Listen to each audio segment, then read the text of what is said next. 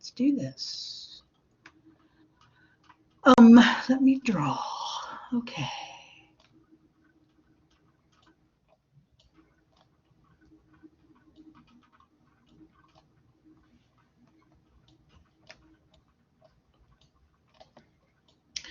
Okay. Let me do this. This, ladies and gentlemen, is an ethyl alcohol molecule. Okay. 2 carbons, an oxygen and a hydrogen. Okay, not 3 carbons. That's the stuff that you rub on somebody to massage them down. That's isopropyl rubbing alcohol. Don't drink that. It'll make you sick. Not 4 carbons. That's the stuff that you put in your lighter. That's butane. Don't drink. Make you sick. 2 carbons, an oxygen and a hydrogen. Also known as ethanol, abbreviated ETOH. So on a talk screen in the hospital, you will not see the word alcohol. You will see the abbreviation ETOH, which is the abbreviation for ethanol. Stop. Okay. So there are several things that are significant about this molecule. First of all, it's a fairly small and very stable molecule, but it does break down in the bloodstream, and it releases this metabolite, okay, that is the psychoactive piece that crosses the blood-brain barrier and goes up into the brain, okay? It's a very small molecule and, again, very easily recognized by the body. So one of the unique things about an ethanol molecule is that whether it's on the way into the body to get to the brain or on the way out of the body to get discarded, it is able to interact with other molecules in every organ and tissue in the body. Okay, other psychoactive substances, their metabolites are much larger. Let me just go to this one. And for example, I can't do that delta. Let me try to do a delta signal here. Delta 9-THC. Delta 9-THC, otherwise known as THC, which is the metabolite for cannabis, for marijuana, the cocaine metabolite, right? The opioid metabolite for like morphine metabolite. Those are all much bigger molecules than this, okay? And since they're so complicated, the body in general does not interact. The organs and tissues in the body do not readily react with other metabolites. They do 98% of their effect not until they reach the brain. Not true for alcohol. Alcohol has the capacity to interact with other molecules along the way in every organ and tissue in the body except the inner ear. Okay, the inner ear is made out of different tissue. Otherwise, as it travels through the blood vessels and things like that, it is able to interact with other organs and tissues. Okay, so when somebody asks me, Karen, what's the most harmful drug of all? They expect me to say, you know, heroin or methamphetamine or crack cocaine. Always alcohol, because it will do damage to all the organs and tissues over time. It may do its damage a little more slowly over time, but nonetheless will do the damage. And ladies and gentlemen, even though, you know, we have tempered alcohol, so that there is legal means by which it is used and distributed, doesn't take away from the effect, the fact that it is still the #1 drug, and it is a drug. I'm tired of saying drugs and alcohol, drugs and alcohol. Alcohol is a drug. It's the #1 psychoactive substance that kills more people across the world than any other psychoactive substance by about 25 times. Okay, so it's still the most significant.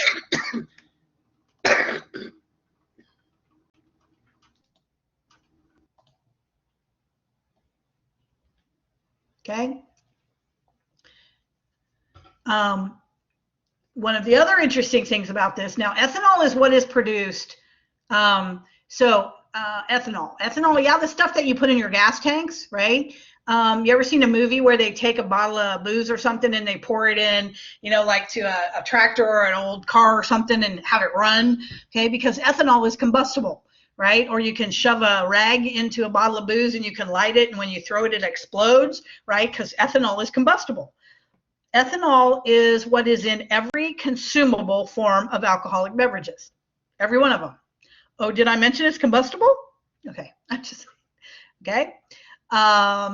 And I don't care whether you get there through barley and hops or grapes or how you get there, a molecule of ethanol is a molecule of ethanol. Once the fermentation process and the distilling happens, you get ethanol, okay, in some form. Okay, one of the other unique things about this molecule is that because it has a carbon-oxygen-hydrogen bond on it here, the body actually initially reads this molecule as a simple sugar.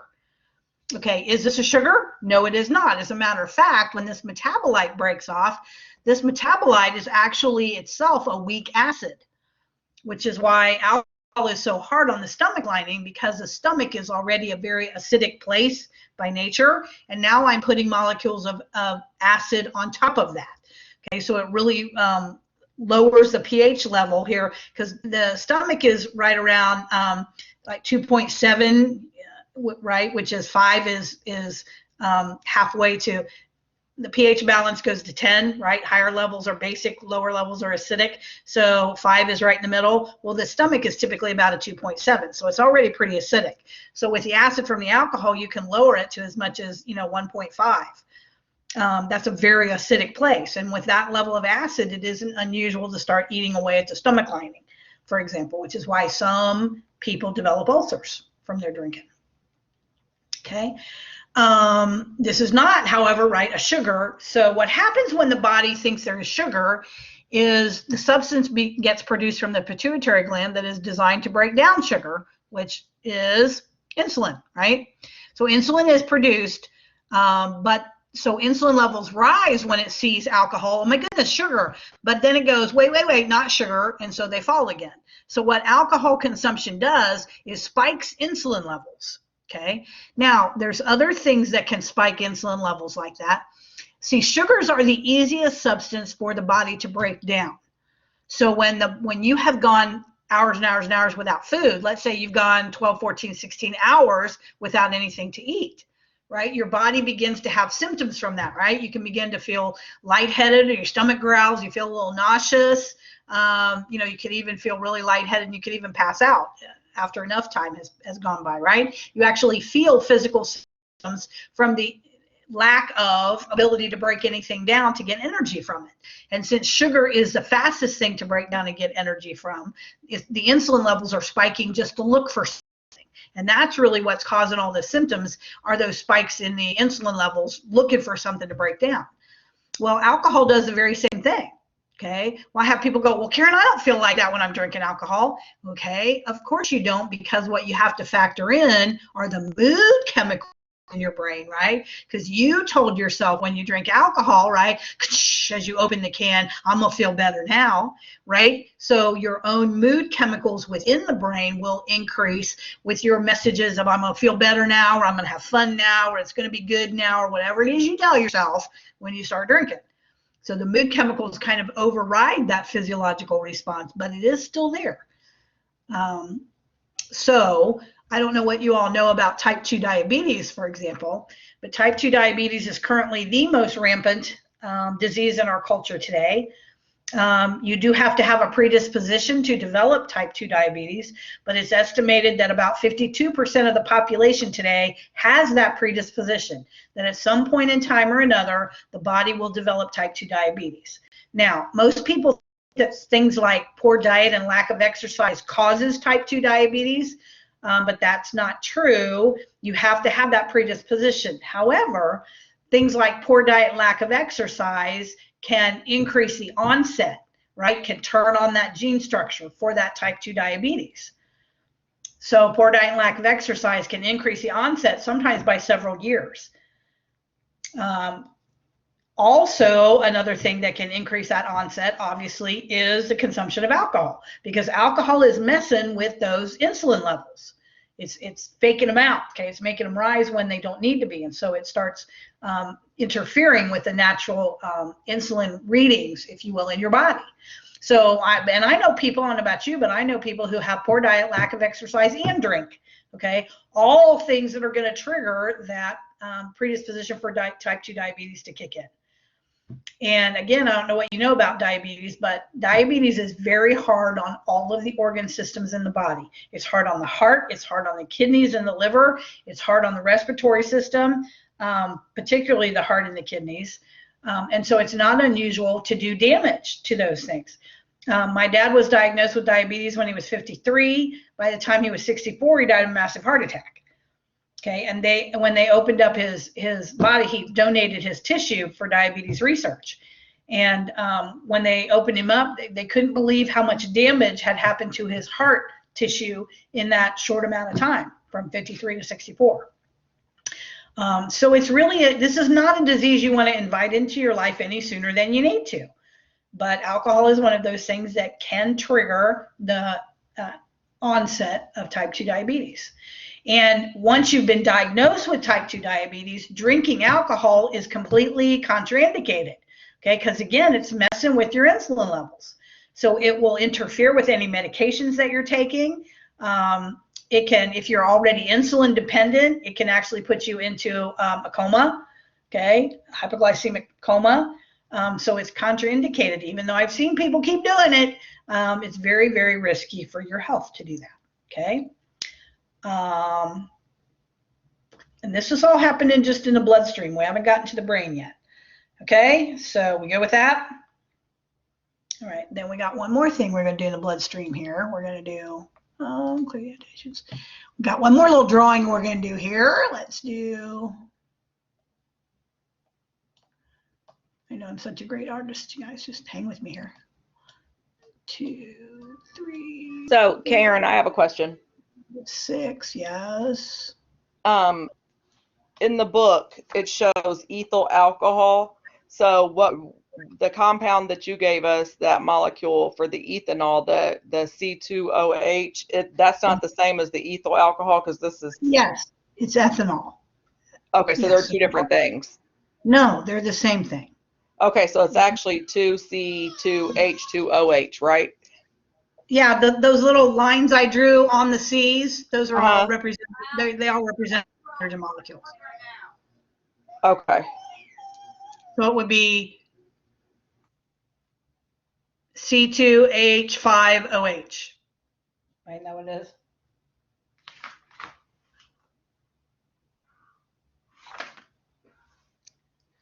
When you write it out as an equation like that, I was drawing the molecule for you.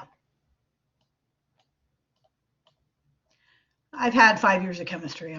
I sort of know what I'm doing, kind of, sort of. Sorry if it didn't come across correct.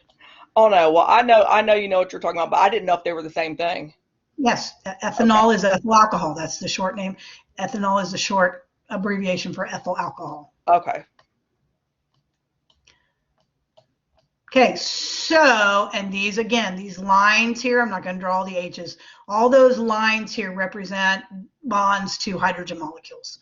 Okay, so you have a magnesium atom in the middle with 6 oxygens around it and hydrogen around them. There's also iron going 3-dimensionally the other way, like through it. But for our purposes, we just need this part of the molecule. This, ladies and gentlemen, is a red blood cell. Okay, again, magnesium with oxygen, 6 oxygen around it with hydrogens. So what happens to these red blood cells when you put alcohol in the bloodstream with them? This goes so much faster on a real board. Sorry. All right, so I'm putting several molecules of these OH metabolites in the bloodstream with these red blood cells. Well, what happens is the bonds on these oxygen and hydrogens out here are pretty far away from the center atom, and it doesn't take much. See how there's a negative sign on these OH molecules? That means they're negatively charged. It's a charged particle, and when there's a charge on the particle, it has the ability to attract, to pull things. And so it can yank and tug and pull at these OH bonds on the red blood cell and recombine to form a whole bunch of molecules of this, which is what? Water. Water. H2O, water. Ever heard the saying, alcoholics have thin blood? Yes, they do. And here's what happens, okay? First, we're going to do the short-term effect, then we're going to talk the medium-term effect, then the long-term effect. But what happens in the short term, okay? So in an episode of drinking alcohol, as I drink throughout the evening, the more I drink, right, the more frequently I have to urinate, right? But if you noticed, which you don't, but if you did, what you'd see is the more you urinate, the more and more your urine becomes clearer and clearer, more like water. Because after a while, you're now no longer urinating out the alcohol. Now you're creating molecules of water that you're urinating out. Okay, which is why you're likely to wake up the next morning with that dry cotton mouth thing going on and a nice banging headache. What you are is dehydrated, and it's going to take you 24 hours to completely rehydrate yourself. Okay, so leave the tomato juice and Tabasco sauce and all the crazy other little hangover, stuff that people tell you to take for a hangover, and get yourself a nice gallon of water and a couple of aspirin, because what you are is dehydrated. Okay, it's going to take time to rehydrate. It doesn't have, you can't just drink a gallon of water all at once and go, okay, I'm all better now. It takes time to be absorbed into the system. It will take you 24 full hours to rehydrate. Okay, now I've had people say to me, well, Karen, I don't get hangovers. And I say to them, oh, I'm sorry. See, because a hangover is the body's natural mechanism to let you know this process is not healthy. It's not a good idea. Okay, so you serve a consequence for it and remind you not a good idea. So maybe you're not likely to do it again, at least for a while. Okay, whereas if I never have hangovers, what's to keep me from doing it again tonight, tomorrow night, the next night, right? I don't have any physical consequences, so there's nothing holding me back. So when somebody tells me they're not experiencing hangovers, that's not a good sign, okay?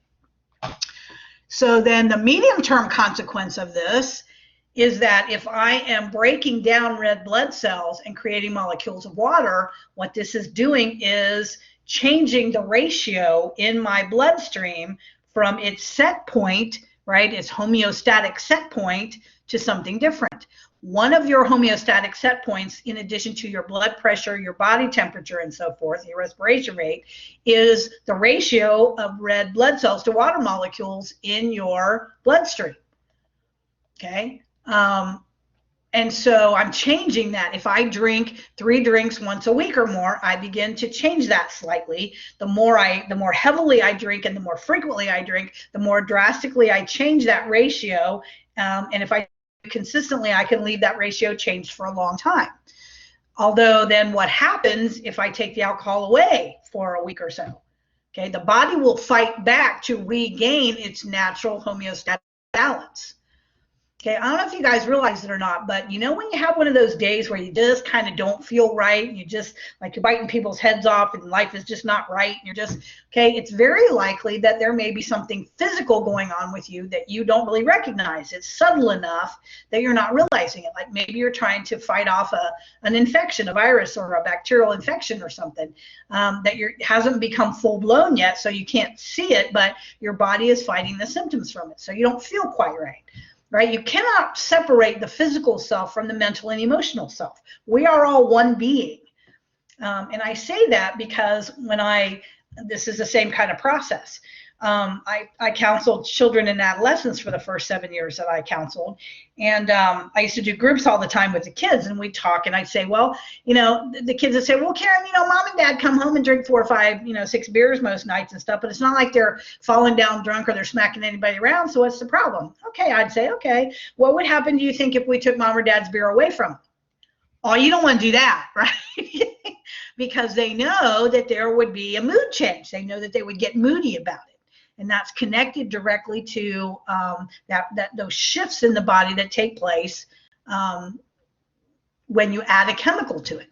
I noticed that many people talk about, when you guys did your perspective papers, as many other classes before you, a lot of people often reference, well, you can be addicted to a lot of things. And you start naming, gambling and shopping and, chocolate and all, the difference is we are talking about putting psychoactive substances into the body where when you put a foreign substance in there that has a capability of messing with the balance, remember historic theme number 2 in chapter 1, that idea that the human brain is vulnerable to be altered by these psychoactive substances.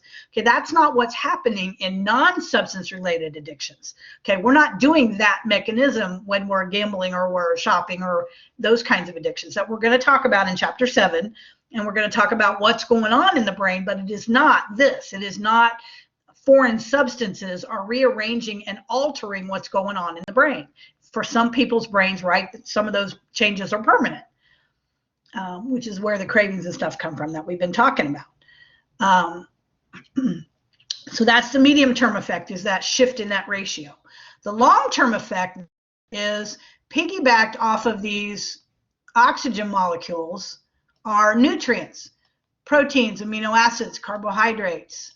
The oxygen, the red blood cell goes into the bloodstream and picks up the oxygen and the nutrients, carries them to the tissues and organs, and drops them off to feed them good, and then goes back to the bloodstream and gets some more.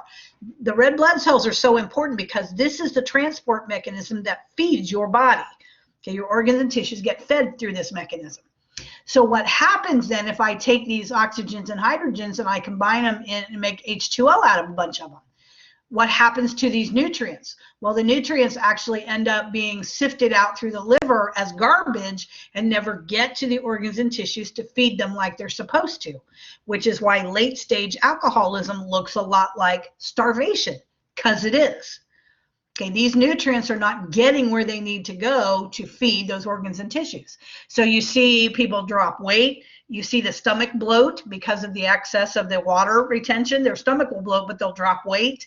The eyes and the nails will get yellow and brittle, and the hair will get brittle and begin to fall out. They look like they're starving, you know, from a third world country, starving because they are. Even if they're consuming food, they're not absorbing the nutrients. So it is, in fact, a slow starvation. And in later stages, it's very painful for those last few, often 2 or 3 months. It can be very painful. Okay, so you have a short-term effect, a medium effect, and a long-term effect of what happens when you put ethanol in the bloodstream. And this is just in the bloodstream. We haven't gotten to the brain yet. Okay? All right, let's go back. And let's talk about, if you go to page 5.8,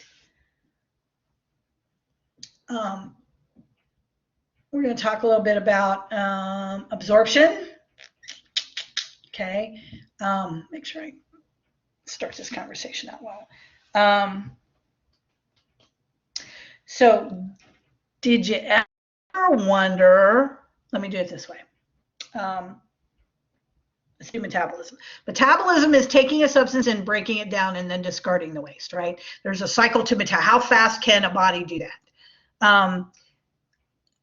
It is believed, and many people falsely believe, that metabolism varies greatly from person to person to person.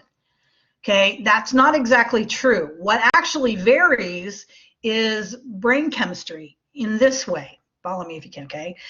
So when you're at work, you know that person like goes Mach 5 all day and you just want to tie him to a chair, right? You know that person? Okay, that person has a low sensory threshold, which means they take in a lot of sensory information in a given moment, and so they're responding to all of that. Okay, that's what people who have things like ADHD have. They have these low sensory thresholds where you and I process, or the average person processes, takes in about 70 pieces of sensory information and consciously processes about 15 or 16 of them at a time. These guys are taking in 125 pieces and they're processing 25 of those pieces. And so they're yakking more and their body's moving and the legs jiggling and they're fidgeting and they're responding to all these noises and sounds and sights and stuff that are coming in. A person with a high sensory threshold is able to block that stuff out and do what we call selectively attend, right? To one thing at a time till I do it and I'm then I can go on to the next thing. Okay, well, the person who is dealing with all of that sensory information, right, with all that body movement, all that chatter and all that stuff, is simply by nature burning more calories, are they not? Because of all the movement. So they are then their metabolisms are slightly higher because of all the excess motor movement. And so the person who slows down and can selectively attend and does one thing at a time doesn't have all that excess motor movement, so they are not burning as many calories at one time. However, if I were to take, I always call them Mr. Mach 5 and Ms. Wallflower, if I were to take those two people and I were to have them do the same amount of physical activity over a 30-minute period, I would level that playing field, and now they would both be metabolizing things at the same, roughly the same rate. Okay, so you can create, you can, what do I say? You know, you can create an equity, if you will, through physical activity to metabolism. And I say that because it's important to understand that, because they measure the metabolic rate of many substances. How quickly does the body break down alcohol? They took people and they had them be at the same activity levels while they measured the metabolic rate. So it does apply across the board. And the research says it roughly takes 1 hour to metabolize 1 ounce of alcohol. Let's go back here to the board and remember the book tells us that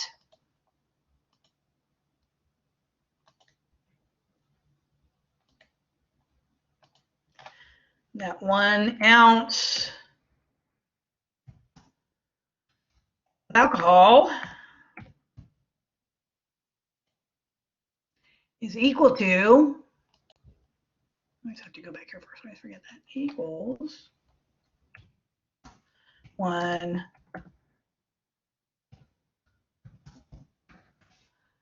12-ounce can of beer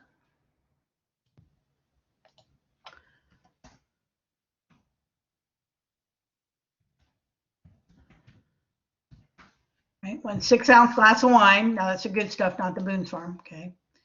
Or 1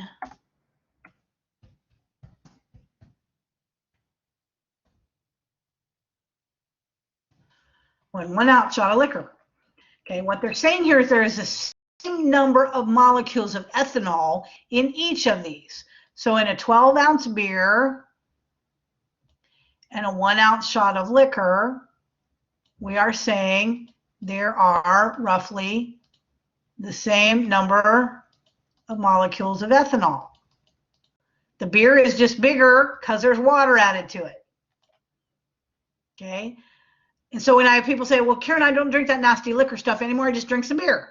Well, okay. And the hope is that the sheer volume of the beer slows drinkers down a little bit so they're not consuming quite so much so fast. But, okay, you're still putting ethanol in the system so that over time, your body has to deal with every molecule of ethanol no matter which form it comes in. Now, it is true, the old saying about liquor being quicker or whatever. The idea is, let's go back to the conversation we had in chapter 1 about, or chapter 2 about routes of administration, right? We talked about injection, and I mentioned to you that when something is injected, for example, into the bloodstream, it travels packed fairly close together so that when it reaches the brain, it reaches in a slightly greater peak effect, right? Well, that's true here too. The idea that liquor is more concentrated, and so when it hits the brain, it does hit it with a slightly greater peak effect. So it feels like it hits you a little bit harder, but over time, the person drinking the beer that's a little more diluted is still going to deal with the same number of ethanol molecules by the end of the night that the shot drinker did at the beginning. The shot drinker is going to be toasted in a couple hours, where it might take the beer drinker 5 or 6 hours, but that beer drinker is going to act just as big an ass at the end of the night as the liquor drinker did. It's just going to take him longer. Okay? Because once the ethanol molecules get into the bloodstream, you can't make them leave any faster. Cool? Now, for those of you who have already watched the levels of intoxication model, this is what we're talking about when we're talking about an ounce of alcohol in the brain. So we're talking about roughly those quantities, if you will, okay? Now, let's talk about absorption. So there are a couple things that can slightly alter the metabolic rate, in that what we're really measuring is absorption. Did you ever wonder how they measured blood alcohol with a breathalyzer test? I did.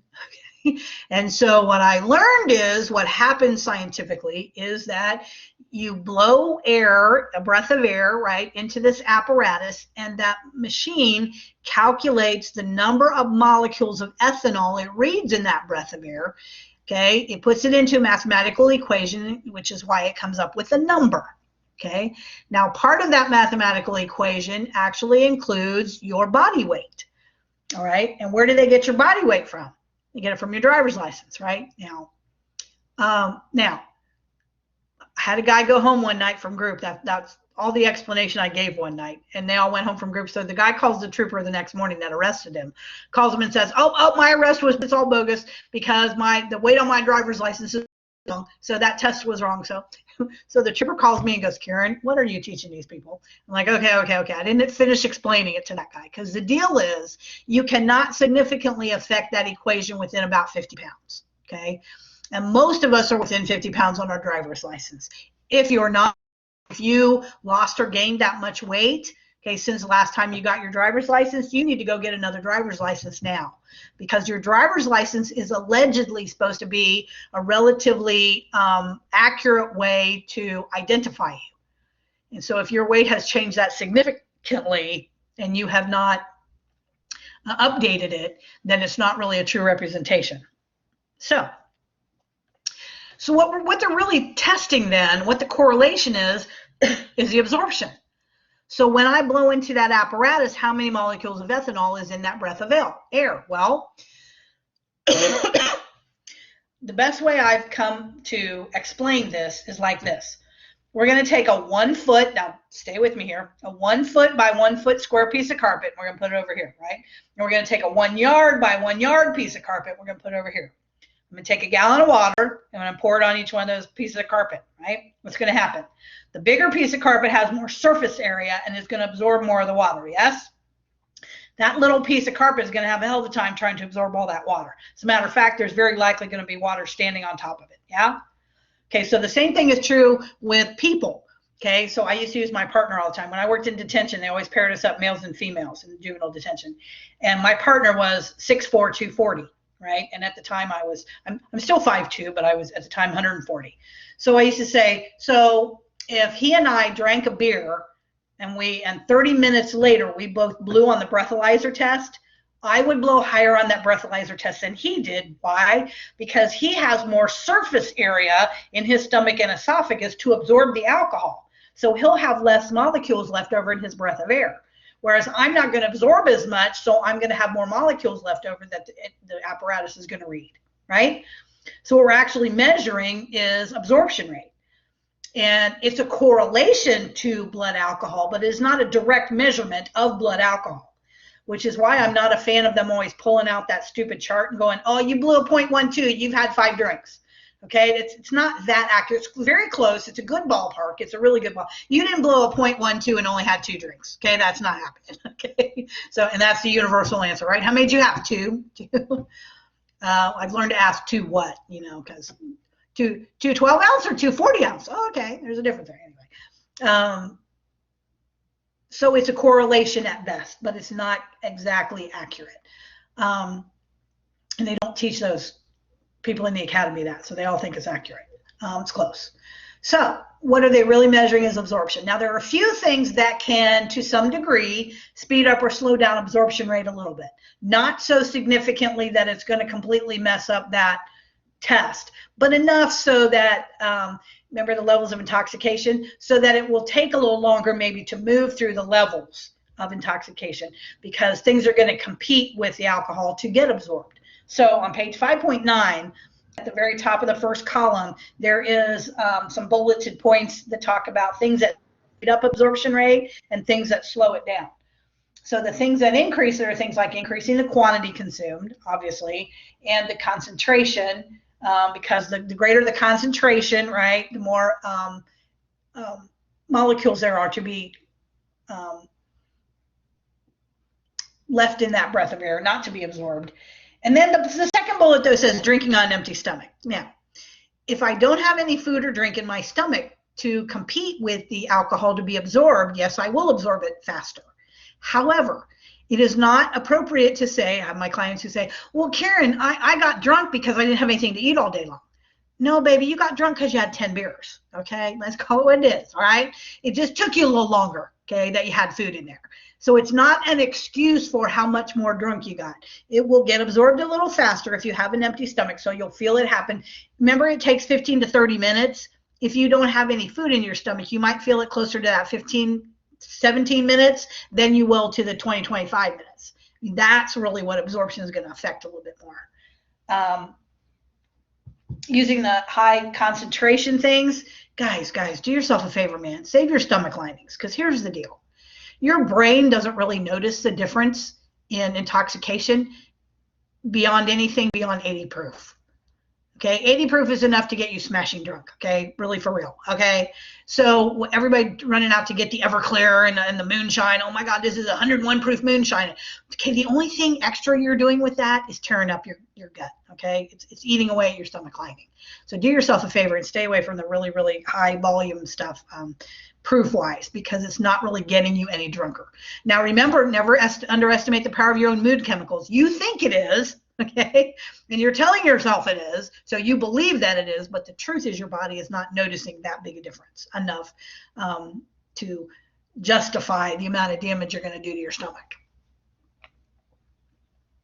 Okay, people are coming and going, and all these things are flashing up on my screen all the time for people coming and going. Okay. Warming the alcohol. Warming the alcohol, like we talked about in chapter 1, warming anything will massively increase, right, the release of those metabolites. So you're talking about increasing that absorption rate when it's warm. It'll absorb faster. So factors that slow it down, obviously, are the opposite of those things. Diluting it, eating especially high fatty foods and things like that. Now, there is one other thing that will speed up the absorption rate to a degree that is not on this list that we need to put on this list, okay? So you need to add to this list physical activity. Right? So if you're dancing or playing ball or doing something like that while you're drinking, it will speed up the absorption rate. Okay, and again, what this really means is not that you're going to get more drunk, it's that you're going to feel the effects a little faster. Okay?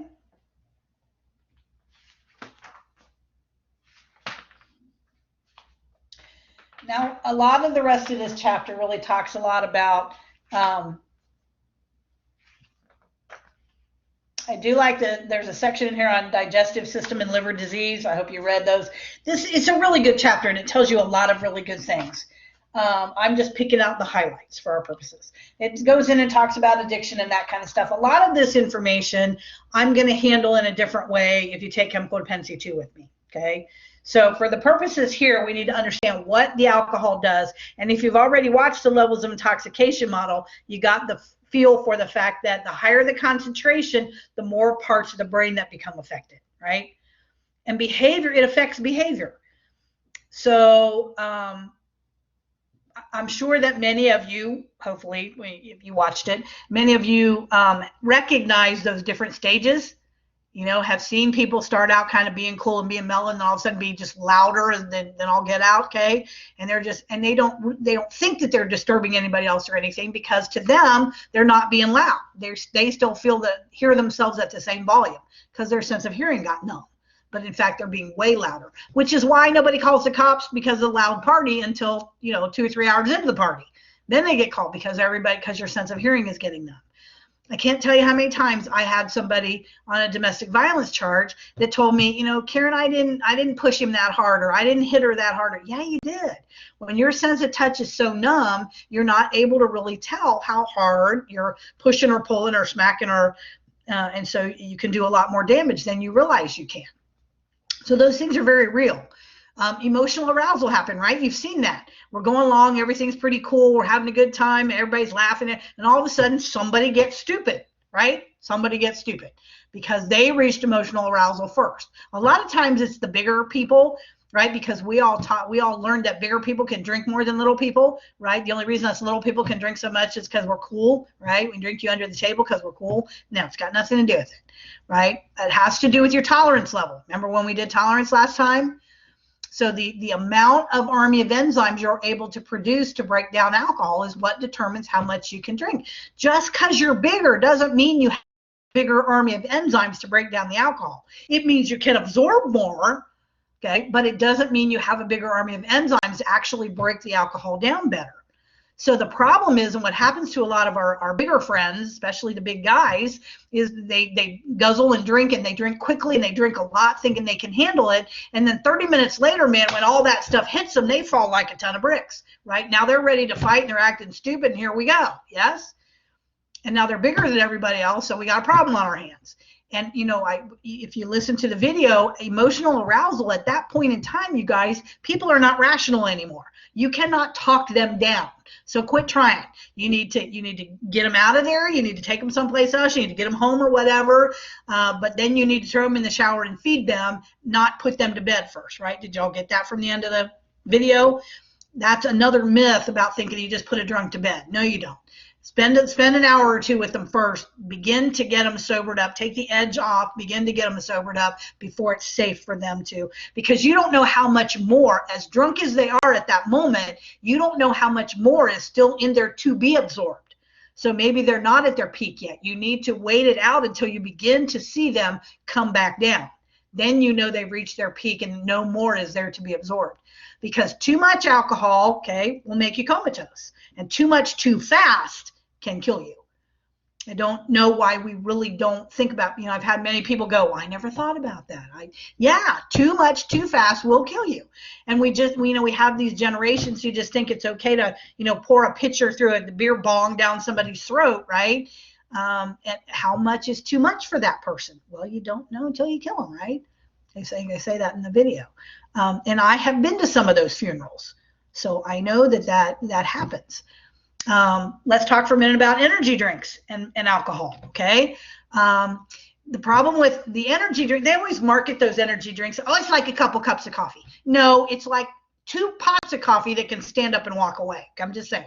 That's the concentration of ounce for ounce, okay? In that entire drink, it's about 2 pots of coffee, pretty strong coffee. So the body doesn't read one drug over the other, right? Alcohol is a depressant, right? It eventually slows everything down. Now, it is a depressant. I know people don't, no, I feel chatty and happy and sociable when I drink for a minute, right? Till you get to emotional arousal and eventually to intoxication. Alcohol eventually depresses the central nervous system. So it's a depressant, but the caffeine is a stimulant. So the body doesn't read one message and not one. It reads both messages at the same time. So the alcohol will relax the heart muscle, but the caffeine will make it work harder, make it pump harder. Okay, well, that's a recipe for blowing a blood vessel, okay, or a valve. Do you know 1 out of every 10 of us walks around this earth with some kind of heart arrhythmia? And unless you've had an EKG and are aware of that, you may not be aware at all that you have one. For many of us, we function just fine until we stress it. And then once that heart is stressed, then the damage will show. And now it will break down. And I can blow a blood vessel, or I can blow a valve even, depending upon what the problem is. Those kinds of things happen. So I don't know that so what they did with the energy drinks and stuff, then they kept trying to package them together. They kept trying to sell them in one container, right? Let's sell the energy drinks and the alcohol together as one brew. Okay, they got away with doing it with the iced tea for some reason, but the iced tea doesn't have, iced tea has more theophylline in it and less caffeine.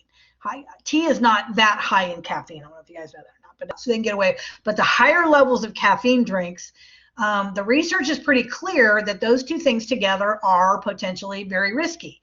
And so I know that there are a lot of bars now who don't even serve, I know the old Jaeger bomb thing, right, is a combination of those two things. They will not mix that drink for you. They will give you the Red Bull and the Jaeger separate, and if you want to mix it, they send you to the table to mix it yourself, because they will not assume the liability anymore for mixing those, because people have died in bars doing that. Okay, again, and usually it's somebody trying to keep up with somebody else who is going beyond their limits and too much too fast for them, and it will do some damage. okay, or somebody who has a heart arrhythmia that doesn't know that they have one, and they end up on the floor in cardiac arrest. I don't know about you, but I don't know how much I would trust my drunk ass buddies to know how to do CPR on me at that point. I don't know. I'm just saying. Okay. Okay. You know, I'm not trying to be anybody's buzzkill or anything, but we need to, you need to make good decisions about this stuff because you need to know these things. Okay. Not a good idea to mix those two things. The body just has a really hard time trying to deal with both the stimulant and the depressant messages at the same time. Okay. You know, the withdrawal effects of alcohol, if the withdrawal, we did the withdrawal effects, did we not? Did you have a definition for withdrawal effects or not? No? Okay, write this down. Write that go. The book talks about a lot of different kinds of withdrawal and this and that. It actually starts back in chapter 2. But there's really a very general kind of rule that is good enough to use across the board. And the rule is this: the withdrawal effect of a psychoactive drug is, ready? Right? The withdrawal effect of a psychoactive drug is the opposite. The withdrawal effect of a psychoactive drug is the opposite of the effect of the drug itself. The opposite of the effect of the drug itself. So the withdrawal effect of a psychoactive substance is the opposite of the effect of the drug itself. So it's kind of like that thermostat where you overkick the set point, right? You're going to go way over to the other, you know, to the opposite end before you settle down back into homeostasis, or what is average. So if alcohol is a depressant, what are the withdrawal effects? Shakes, sweats, right? Stuff like that, heart palpitations. Those are all signs of withdrawal effect. The hangover, the sickness, those kinds of things. Okay, so, and as we talk about other substances, we'll go back to the idea of what is the withdrawal effect with those as well. So that's going for alcohol, right? Now we need to go to page 5.28, 5.29.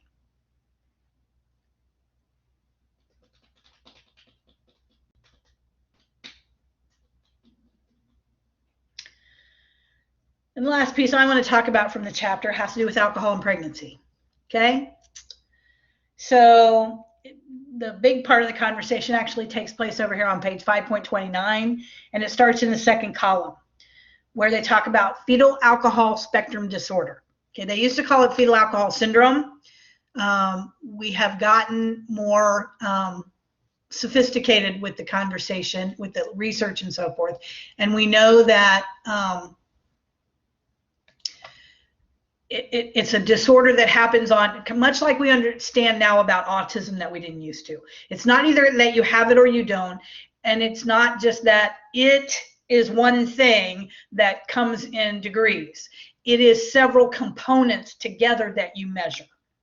Okay, so for fetal alcohol spectrum disorder, it is the dimensions of the first three things that are here. First of all, number 4 is a given. Has to have exposed the fetus to alcohol, okay, for any of this to take place. Now, first of all, that doesn't let my dads off the hook, okay? I raised 3 boys. I never let them off the hook. Number 1, dad could pass along a predisposition, okay, for them to develop alcoholism or some other thing later on. And even more than that, the next, other than after, come on, Karen, slow down. Sorry, my brain's going Mach 5 here. After alcohol and drug use, the single greatest harmful effect to the fetus is stress. So if dad is still using or in a using lifestyle or still doing some of those old behaviors and stuff, whether he's, you know, ripping and running, or whether there's creating a lot of arguments and stuff now because she's trying not to drink or whatever and he still is, that stress can cause a lot of damage to the baby too. So I hold dads accountable for the stress level in the environment. I encourage them to think about it. Okay, so the 3 dimensions though are growth, because alcohol has a tendency to retard growth before and after birth, including things like height, weight, head circumference, brain growth, and brain size. Then we have the potential for facial deformities. See the picture of the 2 little boys down there just below that? They kind of look a little bit like Down syndrome kids, yeah, because of the little almond-shaped eyes. But the biggest difference between Downs and FASD is Down syndrome kids tend to have really puffy cheeks, kind of thing. Whereas the hallmark of FASD deformities is across the bridge of the nose. It flattens out the contour across the nose. And the flatter the contour, usually the more significant the damage. So you see the one little boy, how flat it looks like there, especially the second little guy. I've been around this for so long, it is not uncommon for me to be able to pick out somebody in a crowd of people and go, man, that's an FASD person. It's once you've seen it and you understand what it looks like, it's fairly easy to pick out. Now, that being said, okay, number 3 is central nervous system involvement, okay, such as delayed intellectual development, neurological abnormalities, behavior problems. So of those 3 dimensions, one may be more significant than the others. There may be damage across all 3 of them, or there may be damage only across one and not the other 2 or whatever. So there are 3 things that are involved here, 3 factors, and they can range. So you may see somebody who has some facial deformities but has no real cognitive impairment rate. Conversely, you may see somebody with cognitive impairment who doesn't seem to have much deformity or any retarded types of growth looking. So that's why they went to spectrum disorder, to kind of describe it that way. Did you notice how the numbers for the number of children on the autism spectrum seems to have shot up tremendously, right? We're talking about 1 out of every 110 children actually fit on the autism spectrum. It's because they finally added FASD kids to the autism spectrum who appropriately belong there. It just really increased the numbers drastically. Ladies and gentlemen, the central nervous system damage that it has the potential to happen,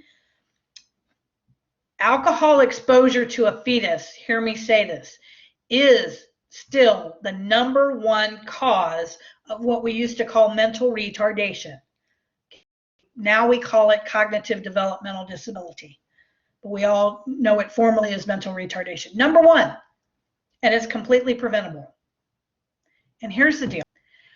I have not met moms who didn't love their kids so much that as soon as they found out they were pregnant, they stopped doing all the harmful stuff. Question is, how far along were they before they realized they were pregnant? How far along is, especially the first time, how far along can you be before you realize you're pregnant? Anybody got a guess? The average is 12 weeks. You can be as far along as 12 weeks before a woman, because there are other reasons why you can miss a period, right? If you're athletic, if you're sick, there are other things that can cause somebody to miss a menstrual cycle. So it's often not until, and the body changes can be more subtle enough so that often women don't realize that they're pregnant a lot of times till they're 2 to 3 months along. Well, how much alcohol can you drink in 3 months, right? Before you realize. And somebody asked me once upon a time, if I could only change one social issue out there, just one is all I get, which one would it be? And I said, I used the phrase at the time, babies having babies, because that was kind of the phrase at the time. And I don't mean that disrespectfully. My young mamas are just as good a mamas as anybody else is. The problem is, and this is true today for my 40-year-olds and my 30-year-olds, as well as my 20-year-olds and my teens, we are so casual anymore about sexual relationships that people freely have sex and don't think about the fact that I had sex. Well, I need to wait to find out if I got pregnant from that. Okay, that doesn't happen so much anymore. We just kind of keep living, and we often see children kind of as an addition to life now instead of a change in life. So it's not something that tends to slow things down much.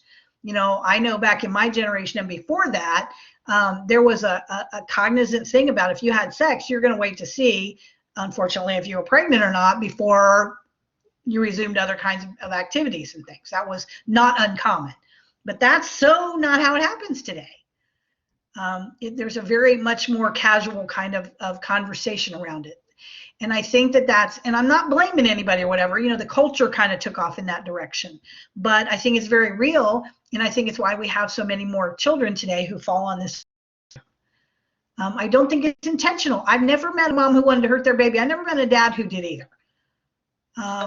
But I've met a lot of people who just didn't know enough to understand what was likely to happen.